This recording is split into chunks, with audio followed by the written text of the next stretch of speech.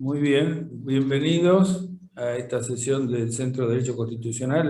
El doctor Gallo está afónico y no me ha pedido que haga de coordinador y de introductor. Ustedes saben que esto está grabado, se les mandará después un link para el que quiera verlo o difundirlo. Así que bienvenidos a todos. Voy a hacer la introducción del doctor Garat, que aunque todos lo conocen muy bien, para la grabación podemos que el doctor Pablo Garat, que nos honra hoy con su exposición sobre el tema la relación fiscal federal en el derecho constitucional argentino, es el decano de la facultad, es profesor titular de Derecho Constitucional del Poder y de Derecho de las Garantías y de los Derechos y Garantías Constitucionales. Es profesor en posgrado, es uno de los fundadores de la Cátedra Abierta de Federalismo, es vocal electo de la Asociación Argentina de Derecho Constitucional e integrante de la Asociación Argentina de Derecho Comparado. Ha escrito numerosos artículos y participado en libros colectivos, y lo tenemos aquí para que exponga sobre este tema que él ha elegido. Después de su exposición habrá un diálogo.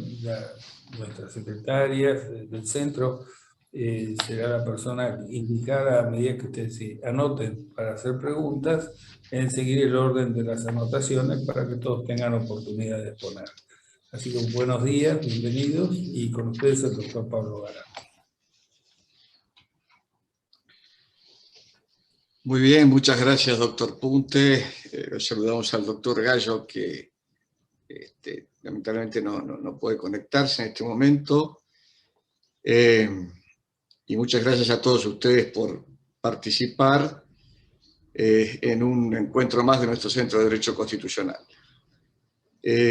Observando a quienes están presentes, y aún con un auditorio parecido en otras reuniones, creo que lo que corresponde no es dar una clase de derecho constitucional tributario. Ustedes son todos profesores de derecho constitucional, derecho tributario, derecho administrativo.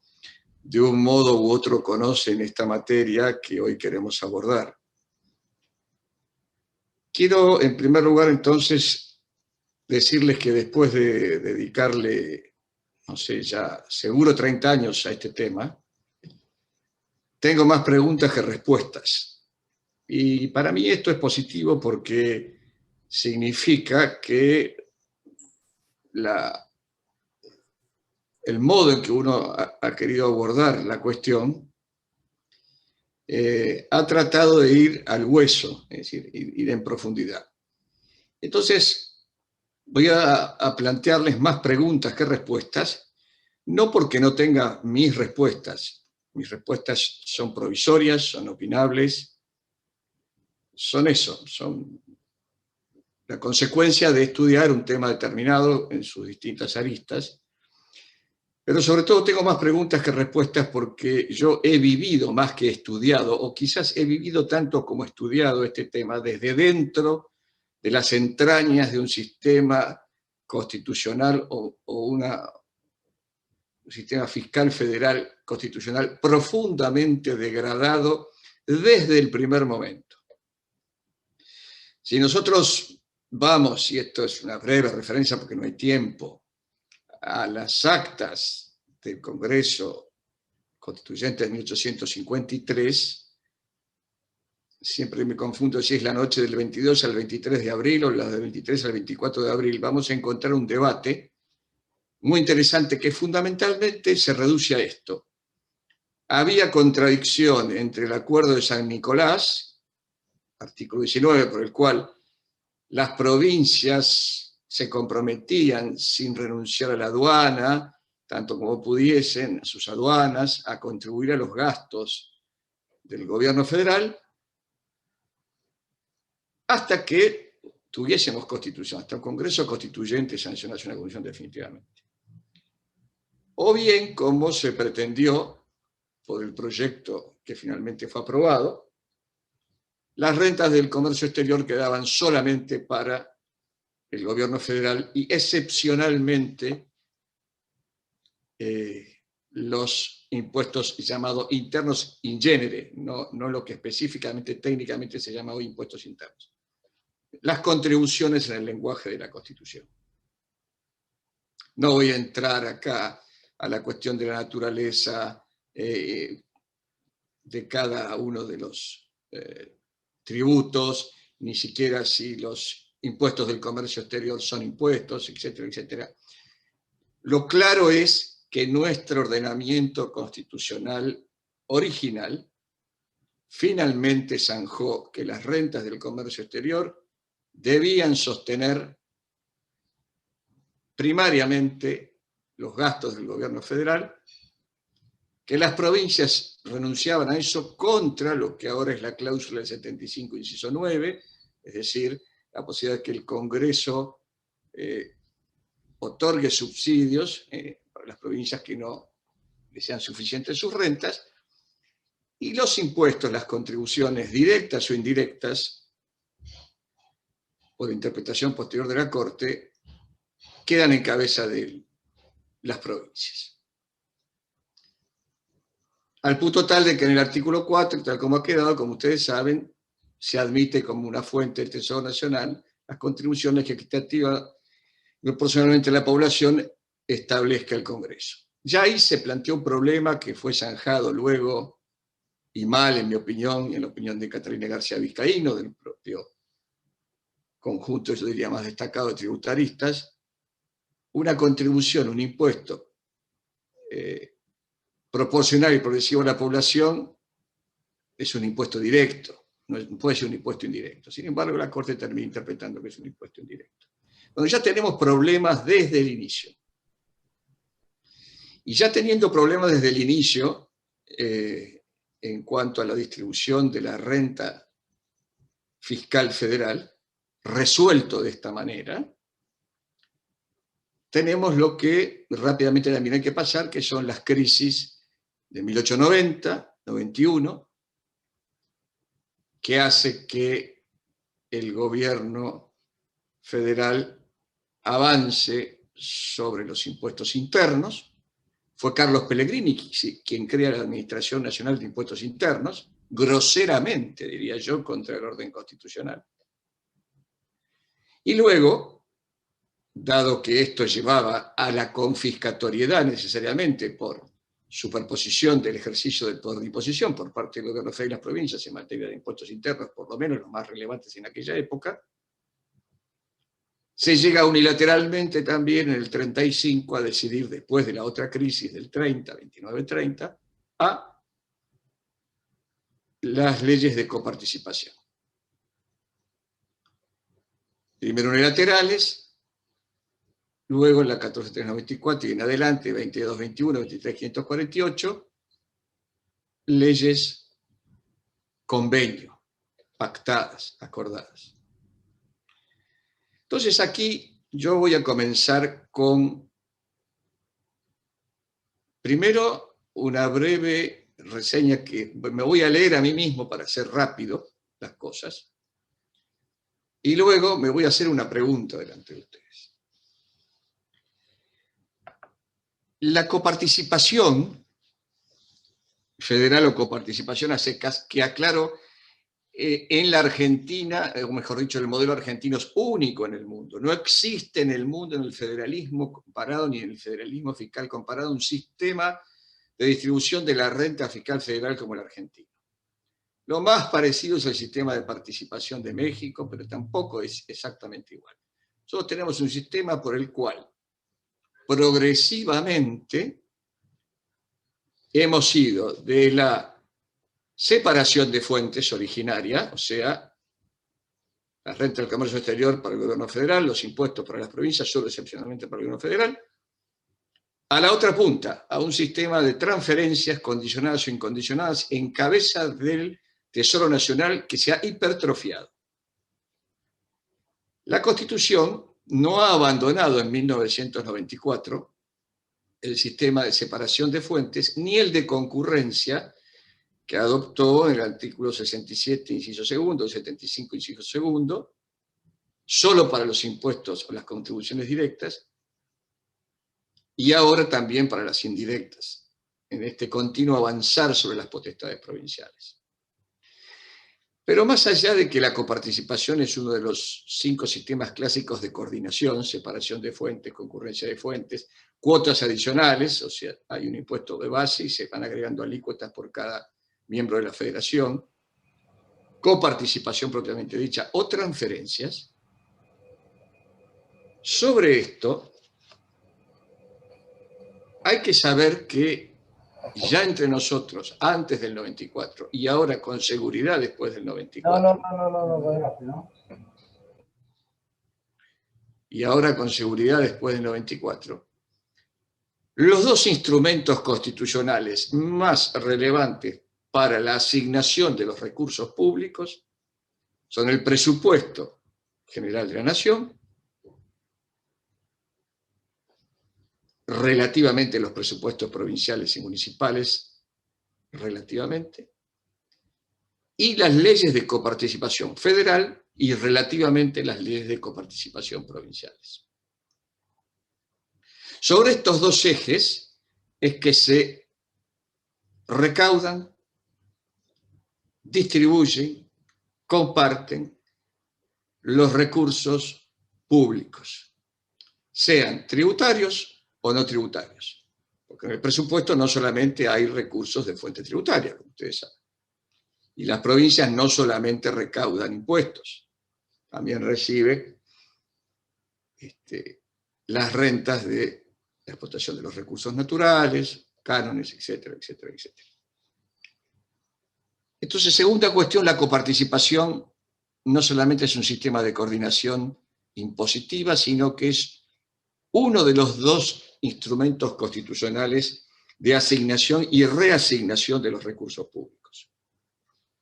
Recursos públicos que hay que señalar desde este momento, aunque no los respeten, miran siempre a un único contribuyente. El principio de unicidad del contribuyente significa esto. Somos todos y cada uno de nosotros sobre los que recaen, de distinto modo cuando corresponde por el hecho imponible, el poder de imposición nacional, el poder de imposición provincial y el poder de imposición municipal.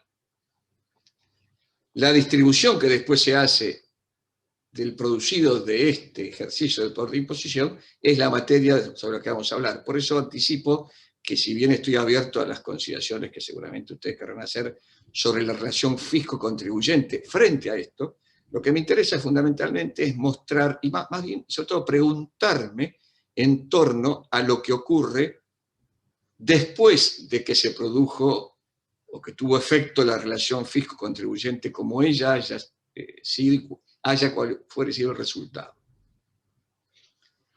Porque, en tercer lugar, la coparticipación es un indudable mecanismo de redistribución vertical y horizontal de la renta tributaria federal. Por lo tanto, es un mecanismo que debería servir para disminuir, moderar al menos la puja por la distribución de la renta fiscal federal.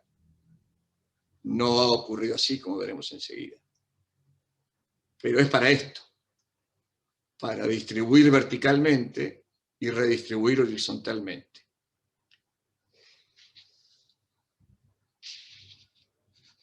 En esta perspectiva, además, la coparticipación ha sido el instrumento histórico utilizado para ajustar, en perjuicio siempre de las provincias y ahora también de la Ciudad Autónoma de Buenos Aires, el ingreso público derivado de las fuentes tributarias, sobre todo impositiva, como consecuencia de lo que vamos a ver luego en el 94, ya se constitucionaliza como el sistema de asignaciones específicas. Es decir, la detracción de la parte o el todo de un impuesto nacional establecido por el Congreso de la Nación para sacarlo del circuito de distribución y redistribución propio de la coparticipación federal.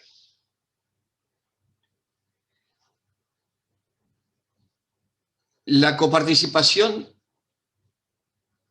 diría que es lo más virtuoso que puede aportar al sistema, es un instrumento de armonización tributaria. Esto sí interesa al contribuyente, porque es el marco convencional, pactista, histórico, a través del cual los tres niveles de gobierno acuerdan, nota al pie, el tercer nivel de gobierno en esto juega de un modo muy distinto después del 94 que antes, en razón del tema de la autonomía municipal en materia financiera. Vuelvo al texto, salgo la nota al pie. La armonización tributaria busca fundamentalmente respetar los principios constitucionales de la tributación en relación con el contribuyente. En primer lugar, el principio de no confiscatoriedad y de razonabilidad. Pero esta armonización tributaria nos va a llevar enseguida a la primera de las preguntas que quiero plantear.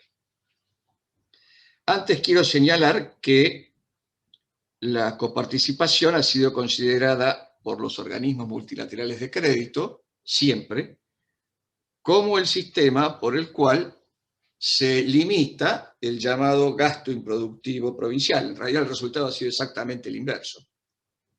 Como no tenemos un adecuado sistema de coordinación fiscal federal, seguimos teniendo, por ejemplo, impuestos sobre los ingresos brutos, impuestos distorsivos si los hay.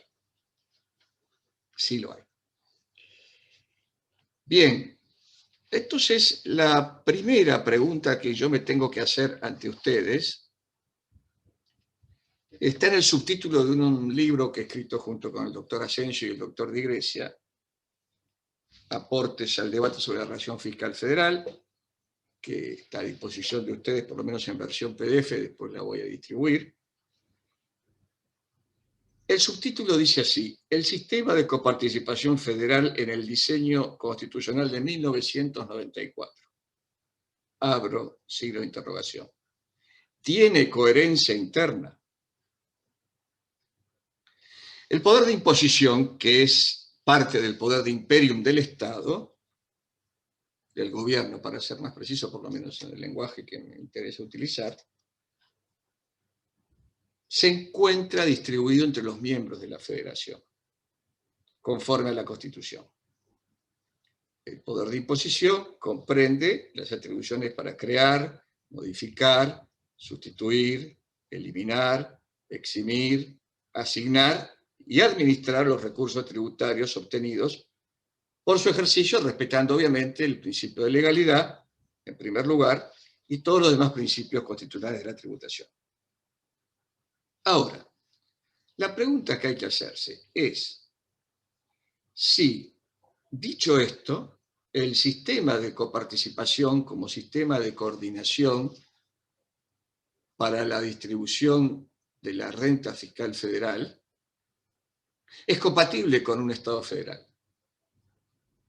Es decir, la primera pregunta que yo me hago, me empezaba a hacer casi 25, 27 años después de estudiar este tema, es si es compatible la coparticipación con el federalismo. Si no me equivoco, no está acá presente, pero está Estela, Alberto Bianchi se ha hecho esta pregunta también en alguna exposición en la academia, que ya después me podrá corregir, si no me equivoco, al pasar en alguna conferencia que le he escuchado. Y bueno, este es un tema que no hemos debatido suficientemente porque, claro, ya está en la Constitución. ¿Y por qué está en la Constitución más allá de lo que digan las actas del 94? Está en la Constitución porque era necesario ponerle un límite, una regulación a algo que se estaba desmadrando absolutamente. ¿Por qué? Porque en 1992, con el primero de los llamados pactos fiscales, 4 años después de sancionada la ley 23.548, que debía tener vigencia por un solo año, todavía seguía siendo prorrogada, en 1992, ya invocando de nuevo la emergencia, pariente próxima, cada vez más cercana de este problema, el ministro Cavallo propuso a las provincias, y estas aceptaron, afectar el 15% famoso de los recursos coparticipables para financiar algo que todavía no había ocurrido, para financiar el gasto previsional, cuando todavía faltaban 2 años para la reforma del sistema previsional. Es decir, ya en el 92 se preveía lo que estaba legislándose en las oficinas del Ministerio de Economía. Entonces, las provincias claramente dijeron en el 94, si vamos a seguir por este rumbo de pactos fiscales que cada vez van a mutilar más nuestra participación en la distribución primaria de los recursos nacionales coparticipables, y el ejercicio del poder de imposición va a seguir estando en cabeza del gobierno federal en nombre de la emergencia y ahora en nombre de las necesidades del sistema previsional, mejor que a esto le pongamos un marco supra-legislativo. Entonces esto terminó en la Constitución. Esta es la verdadera razón por la cual se introduce, y como es un híbrido, porque al mismo tiempo se mantuvo el sistema de separación y concurrencia de fuentes, ahí estamos, preguntándonos, entonces, en primer lugar, si la coparticipación es coherente con el federalismo. Porque el federalismo, por definición, es ejercicio de la libertad con responsabilidad. Es descentralización por reconocimiento del derecho a la decisión y no por delegación o descentralización al modo español, por ejemplo. Es vincular al gobierno con el contribuyente, al vecino ciudadano contribuyente con el gobernante. Es ordenar la captación de los recursos públicos desde la base municipal y no a la inversa. El federalismo básicamente es eso, y sobre todo nuestro federalismo, que es un federalismo de base municipal. Por eso, la segunda razón por la que me pregunto si es compatible el sistema de coparticipación con el federalismo a secas ¿es compatible el sistema de coparticipación federal que ha quedado diseñado en la Constitución y el que en la Constitución material tenemos por delante, que es una mutación por deformación desde la Constitución? ¿Es compatible con nuestro federalismo histórico, que es un federalismo de base municipal? Segunda pregunta que me planteo. Luego nosotros tenemos que decir que, supuesto que esto pueda ser superado, y la respuesta sea afirmativa, tenemos que preguntarnos o tratar de interpretar el artículo 75, inciso 2, el inciso 3, y para esto me parece que es muy relevante no solamente recurrir a las manifestaciones del miembro informante del Convencional Marín, a quienes me remito en 1994, sobre qué se pretendió al redactar y acordar lo que se redactó, tanto en el inciso 2 como en el inciso 3, sino fundamentalmente a los fallos Santa Fe y San Luis. Fallos que ustedes conocen. Pero hay un fallo menos conocido, que por ahora es solamente una medida cautelar, que para mí tiene una enorme relevancia porque también tiene relación con, y es el antecedente, diría, inmediato de algunas de los considerandos del reciente fallo de gobierno de la Ciudad de Buenos Aires. Cuando se habla de la buena fe y lealtad federal, del federalismo de concertación. Bueno, en el año 2019, con ocasión de 2 decretos, 561 y 569, que más allá de su inconstitucionalidad por violar el principio de legalidad, fueron motivo de un planteo de la provincia de Entre Ríos, que fue seguido por la mayor parte de las provincias posteriormente, bajo la forma de una acción declarativa de inconstitucionalidad originaria, obviamente, con un planteo muy sencillo. El ejercicio del poder de imposición por el gobierno federal, en violación además porque había un decreto, al principio de legalidad, eludiendo al Congreso, ha violado la Constitución en cuanto a que el sistema de coparticipación no puede ser modificado unilateralmente. Y aquí aparece una cuestión de enorme relevancia. La pregunta que yo me hacía sobre si es compatible la coparticipación con el federalismo lleva implícita la cuestión del ejercicio del poder de imposición. Porque, ¿qué es esto de que las provincias renuncian a ejercer el poder de imposición que la propia Constitución les sigue reservando? ¿Qué es esto de una interpretación amplia, no restrictiva, de los poderes de excepción que tiene, como todos los poderes, el gobierno federal según interpretación antigua de la Corte? ¿Qué es esto de que aún por el instrumento de una ley convenio las provincias se autolimitan al punto tal que hasta alguna doctrina dice que no podrían denunciar unilateralmente la ley convenio que han suscrito? Es decir, ¿en qué se ha transformado lo más importante que tiene la Constitución para ser operativa, que es la distribución de los recursos públicos en el marco del federalismo? Si las provincias no pueden ya ejercer el poder de imposición de ninguna manera sobre los hechos imponibles que han quedado pactados en el marco de las reglas de armonización tributaria, es decir, si se han quedado nada más que con los ingresos brutos, sellos, y los municipios y las provincias las tasas, los términos que ustedes ya conocen,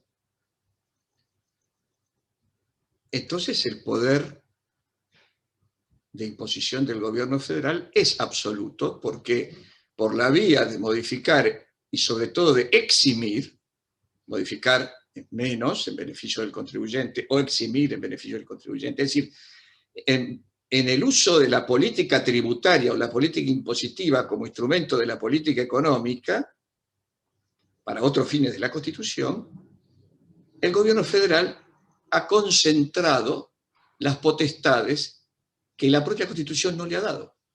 Y esto ha sido consecuencia de una ley convenio que se pactó por un año y ya lleva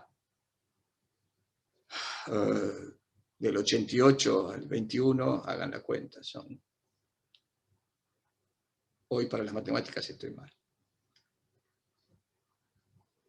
Entonces, este es un tema. ¿Y qué dice la Corte en este fallo que simplemente, por el momento, concedió la medida cautelar solicitada? Tres cosas. El principio de integralidad de la masa coparticipable, en virtud del cual se distribuyen con las provincias y la ciudad las contribuciones indirectas internas y las directas creadas por tiempo determinado por el Congreso de la Nación, con excepción de la parte o el total de los que tengan designación específica, sigue siendo un principio que debe ser respetado. Integralidad de la masa coparticipable. No puede ser modificada unilateralmente. ¿Cómo se modifica unilateralmente? Disminuyendo el quantum del tributo. Segundo, el carácter convencional o concertado de la decisión que rige la materia. No puede sino, con algún tipo de intervención de las provincias y la ciudad, ejercerse el poder de imposición para la creación, modificación, extinción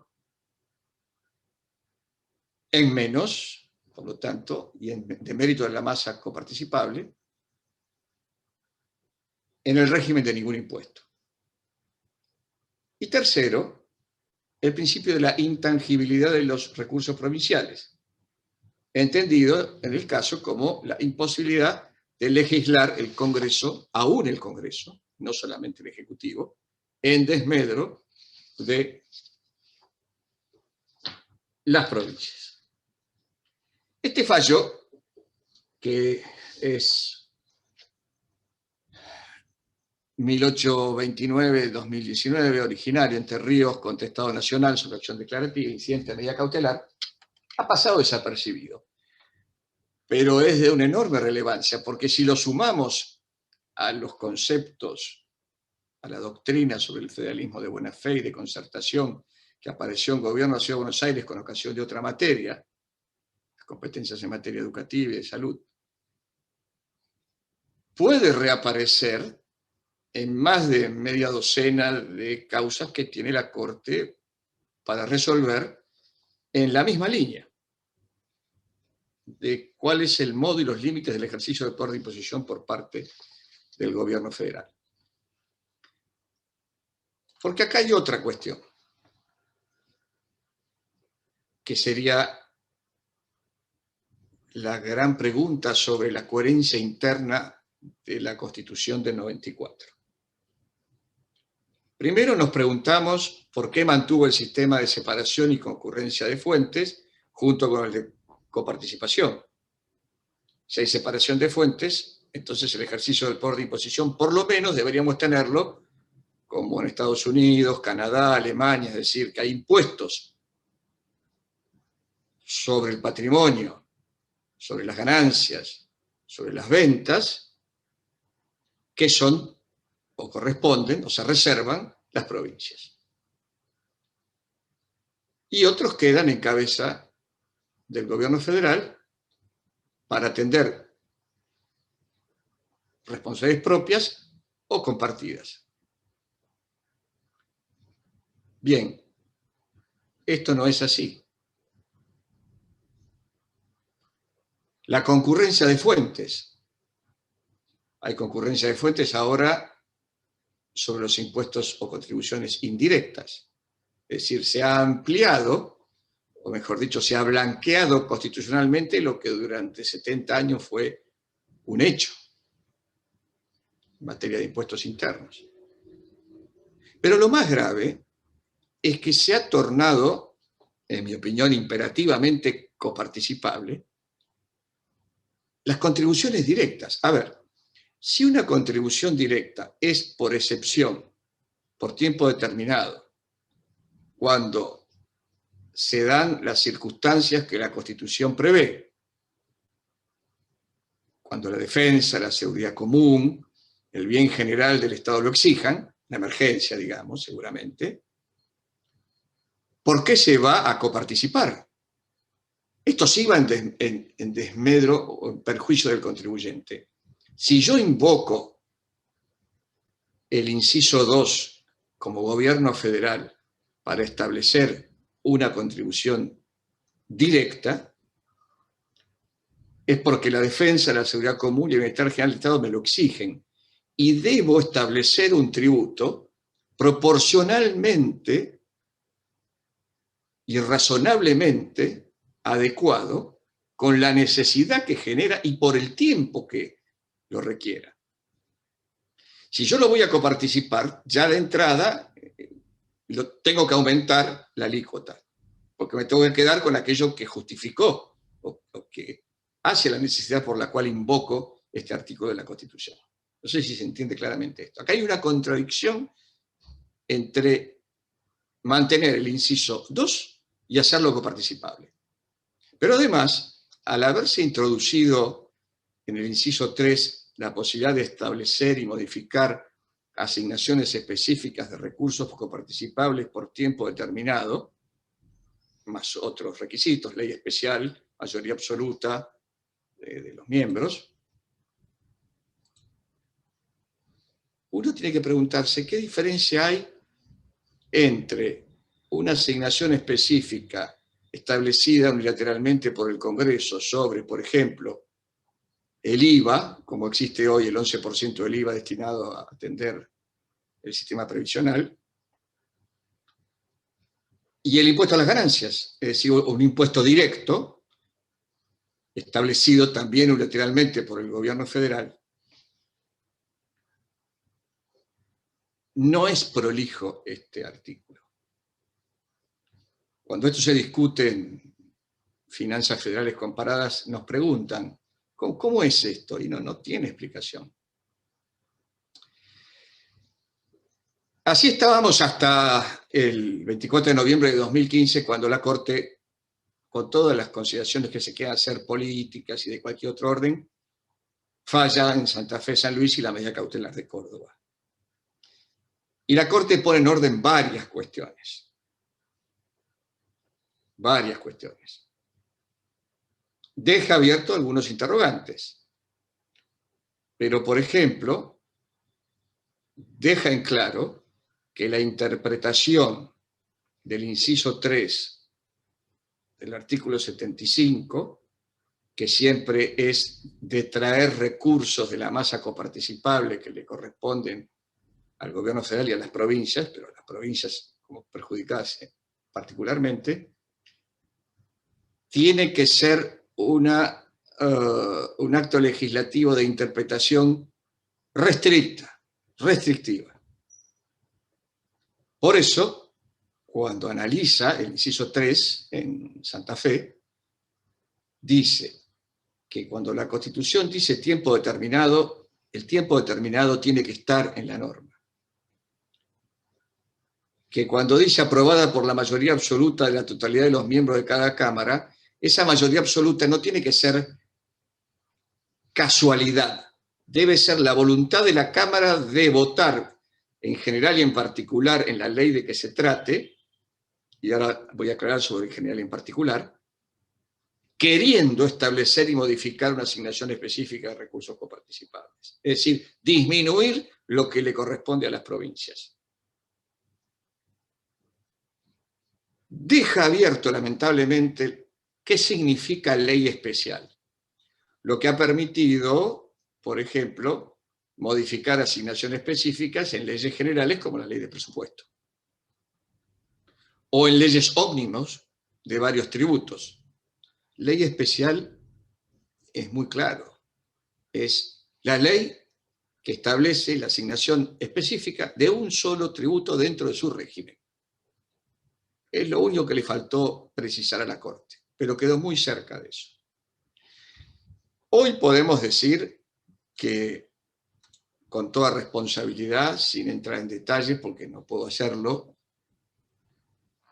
por responsabilidades que todavía tengo como asesor jurídico externo de la Comisión Federal de Impuestos, que la mayor parte de las asignaciones específicas vigentes, que constituyen el llamado laberinto de la coparticipación,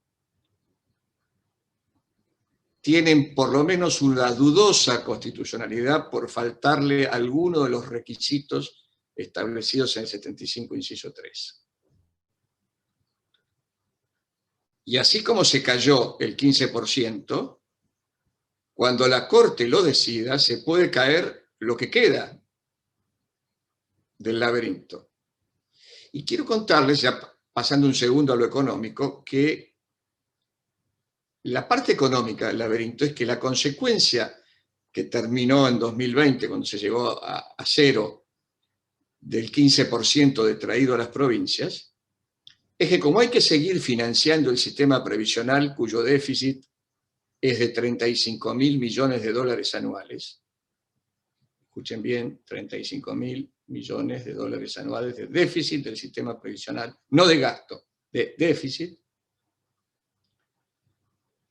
Y como no se puede ya seguir recurriendo más a la presión impositiva, entonces este déficit se sigue atendiendo como los que las provincias aportan vía el laberinto, hoy fundamentalmente el 100% del impuesto sobre los débitos y créditos y el 11% del IVA, más la emisión. Y aquí viene un tema interesante. La emisión es un impuesto no coparticipable. Este es otro tema que no se discute, es otra gran pregunta que iba apareciendo. ¿Por qué no se coparticipa la emisión? ¿Qué significa coparticiparse la emisión? Esto tiene que ver con otro inciso de la reforma del 94 directamente vinculado con el 75, inciso 2, que es el de establecer y reglamentar un banco federal con facultad de emitir moneda. Esto, en el lenguaje del constituyente, fue: quiero a las provincias sentadas decidiendo la política monetaria del país.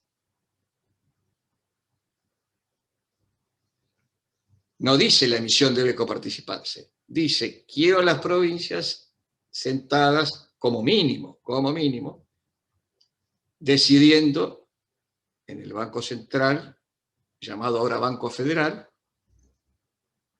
la política monetaria del país. Frente a esto se dice, pero ¿cómo? Además, los gobernadores decidiendo la política monetaria, ¿en qué va a terminar esto? Este es el discurso que uno puede escuchar. Es que en realidad, voy terminando, para dar lugar a preguntas, porque esto es que quiere ser una charla que va a terminar con algunas propuestas enseguida, que más bien provoque el diálogo. En esto no hay buenos y malos. Es claro que se ha producido un deslizamiento del sistema de separación y concurrencia de fuentes hacia el de transferencias discrecionales en cabeza del Tesoro Nacional por hipertrofia del Tesoro Nacional en cabeza del Ejecutivo, pasándole por encima la coparticipación. No hay coparticipación. Hay un sistema de transferencias condicionadas o incondicionadas. Y hay algo de coparticipación que acredita recursos una vez que se ha detraído las asignaciones específicas para atender el déficit previsional. Pero esta situación, que nosotros podemos identificar perfectamente analizando el marco jurídico, esta situación de ninguna manera es sostenible en el tiempo. ¿Por qué? Porque acá aparece un factor demográfico. El 70% de niños pobres, más el 50% de jóvenes que no terminan la educación media, son la población económicamente activa que va a sostener en los próximos 20 o 25 años el sistema previsional. Como además tenemos un 45% de informalidad, va a haber que incorporar al sistema previsional a muchos que no han aportado o contribuido, sus empleadores, al sistema.